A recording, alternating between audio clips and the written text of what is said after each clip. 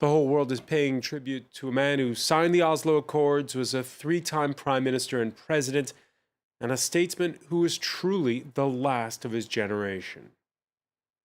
This is Israel's first day without Shimon Peres. May his memory be blessed. Shimon Peres, who's passed away at 93, his political career began with the fight for independence. We're going to retrace Peres's many political lives. Sometimes a hawk, sometimes a dove. His name will forever be associated with the 1993 Oslo Accords, a breaking of the ice with the Palestinians that's yet to result in peace. In fact, we'll be asking our panel what is left of Peres's legacy as prospects for a two-state solution seem to dim and relations between Israelis and Palestinians now seem stuck in a deep freeze. Today in the France 24 debate, we're looking at the legacy of Shimon Peres. We'll be joined from Tel Aviv by Yossi Beilin, Israel's negotiator at those 1993 Oslo Accords. From Ramallah, Mustafa Barghouti, Secretary General of the Palestine National Initiative and who took part in the previous Madrid negotiations. Thank you for being with us. Thank you. And here in the studio, academic Glenn Feder, director of the Institute for the Study of Global Anti-Semitism and Policy. Thanks for joining us. The France 24 debate, where you can weigh in on Facebook and Twitter, the hashtag F24debate. The story of Shimon Peres mirrors the story of his nation since its birth in 1948, with highs, lows, and different swings. Nicholas Rushworth has more. In July 2014, at nearly 91 years of age, Shimon Peres retired from political life after 70 years as Israeli statesman, prime minister, president and peace campaigner. As he handed over office to his successor, he left this message as his political testament. I will not give up my rights to serve my people and my country, and I will continue to help build my country with a deep belief that one day it will know security and peace. Born in Poland in 1923, Shimon Peres, then known as Szymon Perski, emigrated to British-controlled Palestine with his parents when he was 11. In 1947, he joined the underground Haganah movement, where he oversaw recruitment and the supply of weapons as the group fought for the creation of the State of Israel. The organization's leader, David Ben-Gurion, who would become Israel's first prime minister, soon became political mentor to the young Peres, even appointing him head of the Navy in 1949. At the age of 29, he became Director General of the Defense Ministry, launching Israel's nuclear program with the help of France. In the decades that followed, his role on the political stage grew, becoming minister of several key portfolios, as well as prime minister on 3 occasions. During the 1970s, he supported the Jewish colonization of the West Bank, but some 20 years later, he was to play a major role in fostering the Oslo Peace Agreement with the Palestinians, a deal that earned him the Nobel Peace Prize in 1994, an award he shared with Palestinian leader Yasser Arafat and the then Israeli Prime Minister Yitzhak Rabin.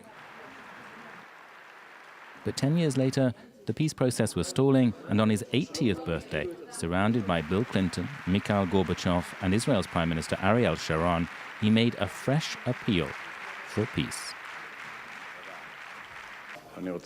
I want to say to our dearest friends here that together we can revive the hope of peace. And I want to tell you, Ariel, that it might be much closer than you imagine. After a string of setbacks at the polls on June 13, 2007, Peres was elected Israel's 9th president. It's no secret that I have many misgivings about taking this job. I'm no longer a young member of the Israeli parliament.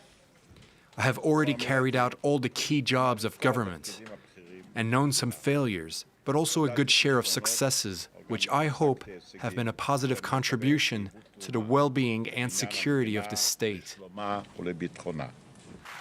Once viewed as a mere ceremonial role, Peres used his presidency to push further for peace, breaking with protocol along the way. In 2008, he invited Mahmoud Abbas to the presidential palace, a first for a president of the Palestinian Authority. He continued to advocate the idea of a two-state solution with the Palestinians. The two men found themselves side by side once again in 2014 as, alongside Pope Francis, they planted olive trees in the gardens of the Vatican and prayed for lasting peace. Yossi Beilin, as we saw, that report almost looked like a report of Israel's history since independence there.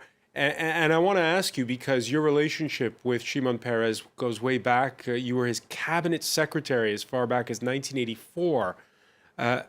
Is the Shimon Peres that we saw as president the same as the man you first met? No, there are many Shimon Pereses. During life of 93 years, you are never the same person.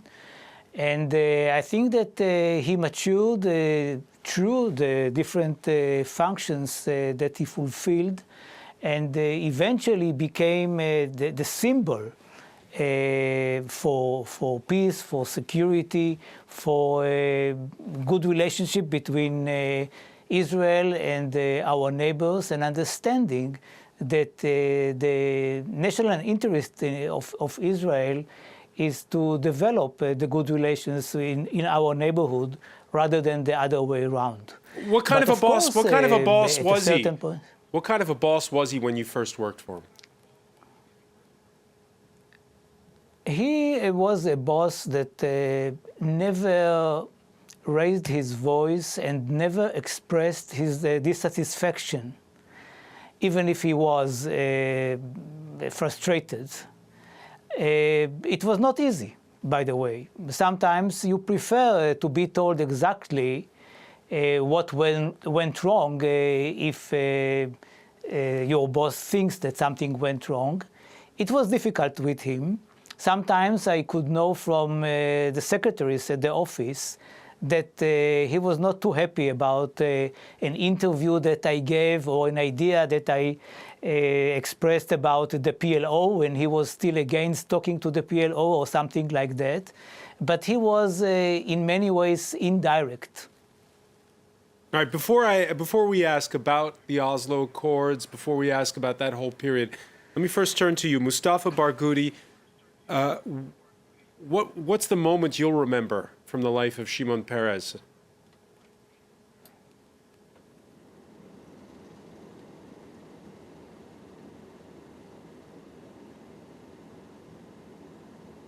This is of a person who, at the day when he died, yet we have to do that because this is our obligation.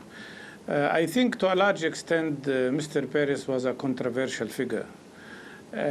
From one side, when you look now at the Israeli leadership, with people like Netanyahu and Naftali Bennett and Lieberman, who are very extreme and racist in many policies they are conducting and completely against peace. Of course, in comparison, Shimon Peres looks like a peace man. On the other hand, if we look at the history of what was done, and we can talk more about maybe Oslo Agreement, to which his name is very much connected, one cannot omit the fact that he was a father of the beginning of the settlement activities in the occupied territories, which represent today the major and most difficult obstacle to the possibility of peace and two-state solution. He was also the builder of the Israeli nuclear power, which many people in a devious manner try to hide. But at the same time, he was participating in the peace process, and he was personally responsible in '96 for some very sad moment that Palestinians cannot forget, and maybe Lebanese people as well, when he ordered the bombardment of Qana, which is a UN shelter that had many civilians, children and women who were killed on that day, more than 100 people. So it's a controversial issue because there are many issues. I have my personal opinion about Oslo Agreement, and I think in a way it was a lost opportunity to make a real peace. All right, we're going to go through the points that you've just mentioned one by one.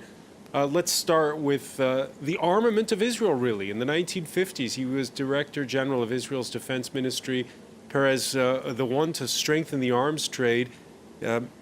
He meets with France, which helped Israel get the atomic bomb. And we forget Glenn Feder that he was a hawk before he was a dove. Mm-hmm. Well, one can call him a political name, hawk or dove, but ultimately I think he was interested in securing the new state of Israel, the modern state of Israel as it's in its modern formation, and he accomplished that. Initially, he had several victories, and he was, I think, more than a military tactician, he was much better at being a diplomat. He made mistakes militarily, but as a diplomat, he was able to forge good relations with France, which led to the delivery of important weapons, which facilitated an astounding victory during the Six-Day War. And of course, he led to the negotiations over Dimona, which has, I believe, served as one of the main deterrents throughout the Middle East, and has actually, in a strange way, led to peace with some regimes like Egypt. And Mustafa Barghouti bringing up the point that he was, especially in crucial periods in Israel's history, like in the mid-1970s, an advocate of settlement building in the occupied territories. Could he have done it differently?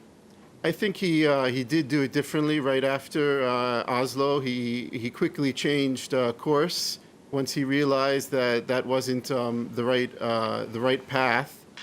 So I think it's someone, I agree at least with one point that was made, which is that he has many different faces. In a life of 93 years, people change, and he eventually thought that peace and coexistence would be the right path, and he's also criticized for that. You know, as Golda Meir said, you cannot shake hands with a clenched fist, and that's what we're dealing with right now, is a clenched fist. All right, we'll get back to that. Mustafa Barghouti, let me ask you, because before there was the Oslo Accords and those secret negotiations, you were a delegate for other negotiations which were taking place in Madrid. What are your feelings on the way those negotiations went down? I feel very sad about what happened, because I believe that the Madrid negotiations, which led later to bilateral and multilateral negotiations in Washington, could have led to the establishment of real peace and an independent, free Palestinian state and ending the occupation. In my opinion, Shimon Peres did not change his course, he adjusted the course. In reality, at that time, Palestinians were conducting an uprising that changed the world opinion about what's happening. It showed that Israel was a colonial power oppressing and suppressing the Palestinian civilian population. And Israel was losing the ability to continue the control of the occupied territories in the same old manner. In other words, the Palestinian uprising, which was mainly nonviolent, created a new balance of power, which, in my opinion, would have led to a solution, and that was the idea of Madrid negotiations. Shimon Peres was very smart, in my opinion, very intelligent, but devious at the same time. He created the Oslo path, which is directly with the leadership of the PLO, and he understood very well the need of the leadership of the PLO to get directly involved, but he pushed them into the direction of a bad agreement, in my opinion, Oslo agreement, which did not include stopping the settlement activities. It did not include really ending the occupation. When we criticize, and that's why I think the Oslo back channel practically undermined the negotiations, which would have led, in my opinion, to a real solution. I know all the other factors, but at the same time, I have to say that we lost an opportunity there. All right, let me bring in Yossi Beilin on this. Because of Oslo agreement. Let me bring in Yossi Beilin on this. First of all, describe to us, how does it happen? How do you wind up going to Oslo? Well, the point was that the negotiations in Washington between Israel and a very bizarre delegation of Jordan and Palestinians went nowhere. That was, by the way, created by the Madrid conference that Dr. Barghouti is so impressed by. It was a joke that we could have an agreement with a joint Palestinian and Jordanian delegation. And I understood that in order to get to something serious, rather than to talk nonsense about modalities, we should talk directly to the PLO.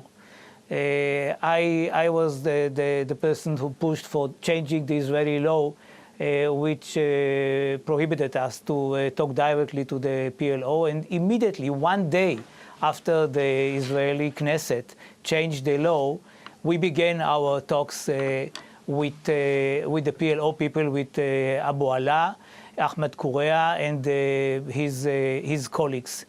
I could not tell Mr. Peres about this back channel, although I was his deputy. He was a foreign minister, I was his deputy, because with the very bad relationship between Prime Minister Rabin and Foreign Minister Peres, Rabin prevented Peres from dealing with the bilateral talks with the Palestinians and with the Syrians. And I knew that had I told Peres that I was beginning such negotiations, he would immediately tell Rabin about it, and Rabin would have stopped it. So I knew that I have to address Peres only when I have an initial paper agreed by both sides. And then it would be much more difficult to dismiss it, and that is exactly what happened after 2 rounds of talks in Oslo. And then I told Peres about it, he told Rabin about it, and Rabin gave us the green light to continue. All the components of Oslo, which I do not admire, by the way. This was not my idea. My idea was to negotiate with the PLO directly towards Yossi Beilin, I'm going to interrupt you because agreement. I'm going to interrupt you because we have to take a very quick break. We'll be right back. You're watching the France 24 debate.